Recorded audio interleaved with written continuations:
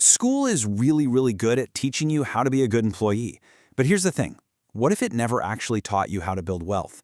Well, today, we're going to pull back the curtain on the hidden curriculum, all those unwritten rules for creating real-world value that your formal education just completely skipped.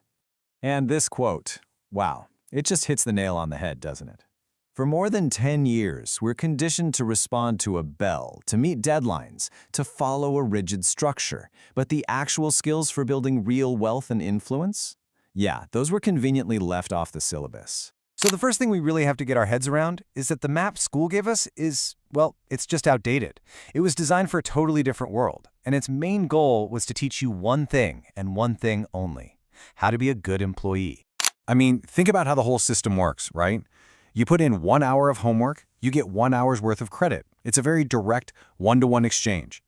This system is perfect for training you to get a job where you trade your time for a paycheck, but it also sets you up for a massive trap down the line. And that brings us to the most important question of all. We're taught that being a good student means you'll be a good employee. But is that really the same thing as building wealth? The hidden curriculum's answer is a big, resounding nope. Not even close. So this is where most people get stuck. It's what we call the time for money trap.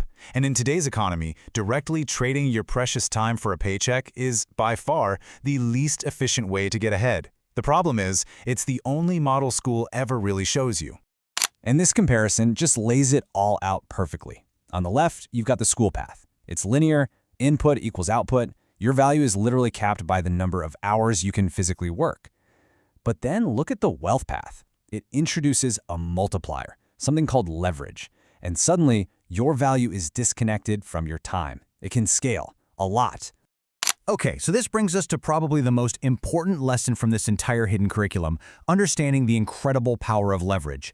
This one concept can completely reprogram what you even think of as productivity. So what is leverage, really? Think of it as any tool that multiplies your effort. Instead of just relying on your own hard work, you're using other people's money, that's capital. Or you're using technology, code that works for you 24/7. Or you're using media to spread your message to thousands, even millions.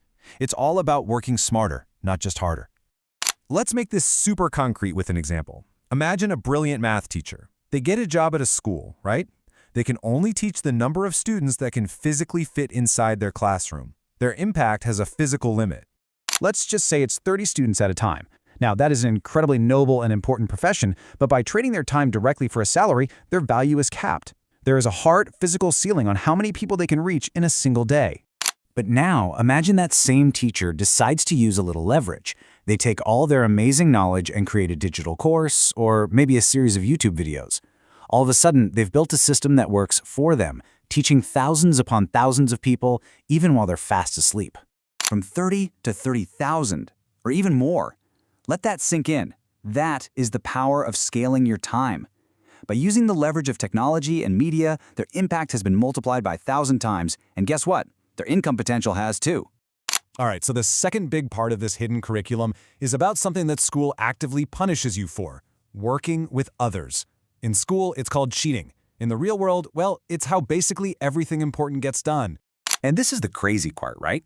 Looking at your neighbor's test paper in school will get you sent to the principal's office. But in the real world, we call that a strategic partnership. It's how deals are made, how companies are founded. It's a huge driver of both your influence and your net worth. See, while school obsesses over book smarts, it almost completely ignores social intelligence. The smartest person in the room might earn a good salary, but the person who can bring a team together, find investors, and sell a vision to the world, that's the person who builds a billion-dollar company. That's what social intelligence does, and it can literally define your financial future. So when you finally combine the power of leverage with the incredible value of networking, the payoff isn't just a new strategy. No, it's a whole new way of thinking. It's a complete mindset shift. You start to understand that real-world value has absolutely nothing to do with how much you struggle or how many hours you clock in. It boils down to this: how big of a problem can you solve? And, this is the key part, for how many people can you solve it? It's all about impact at scale. So what does this actually mean for you right now? It's really a simple two-step mental shift. First, you have to stop seeing yourself as just an employee for hire, a cog in someone else's machine. And second, You start seeing yourself as a manager of leverage, always looking for ways to multiply your own efforts. Honestly, once you make that shift, the world starts to look totally different. You stop following that old crumpled map school gave you, and you start drawing your own. So that leaves me with one last question for you. I'm actually really curious. What is the one thing you wish your high school had actually taught you?